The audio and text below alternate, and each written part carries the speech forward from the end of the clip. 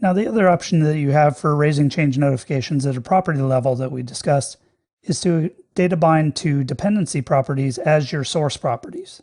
Dependency properties can be implemented on any class that derives from a dependency object, either directly or indirectly through an inheritance chain. Now, it turns out there's another kind of dependency property called an attach property, and these are actually implemented on a static class that doesn't have to have any inheritance requirement there. But these are not directly relevant to the discussion of data source objects and binding. They can tie in with data binding in other ways, but we're not going to go into that in this module. So the reason dependency properties will work here is that when you set a dependency property, there's an internal notification that bindings are able to monitor directly. So they satisfy the same purpose as an iNotify property changed object, that they can make sure that that binding knows when to refresh itself if the underlying source object property is changed. Now, you're typically only going to use dependency properties for properties exposed on UI elements, controls, and views. And those are the things that are typically the target, not the source of a binding.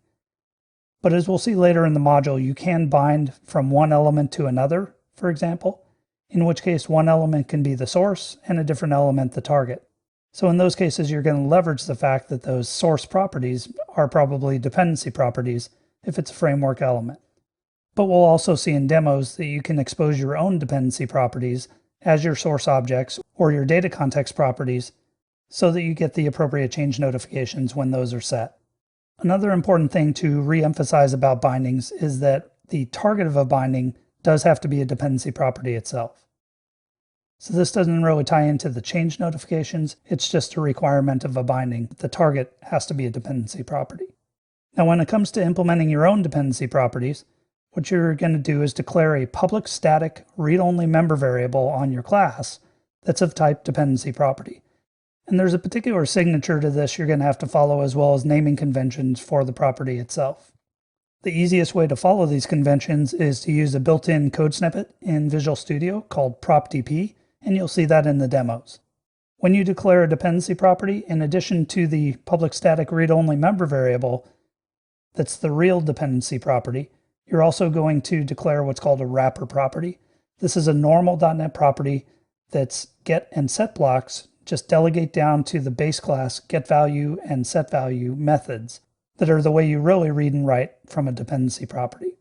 It's important to understand that the wrapper property is really just there for programmatic access from your own code, even though based on the naming conventions, as you'll see in the code, it's going to look like your binding is pointing at the wrapper property, not the dependency property.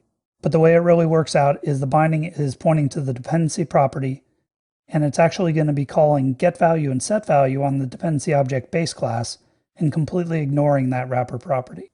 So the important impact to that is it means you should not put side effects such as validation and things like that in your set block of your wrapper property, because those are not going to be called in the binding process. But we'll get into more details on validation in a later module. However, this wrapper property is part of the overall signature of declaring a dependency property. So you're really always going to be defining two things: the actual dependency property itself, that's the public static read-only member, and then the wrapper property that matches the naming conventions to expose that for programmatic access. When you define a dependency property, you do have an option to pass a metadata object to the factory method you use to create it. And that metadata can contain several things. First is it contains a default value that's going to be used if the property is never explicitly set. And it can also be used to define the default data binding directionality.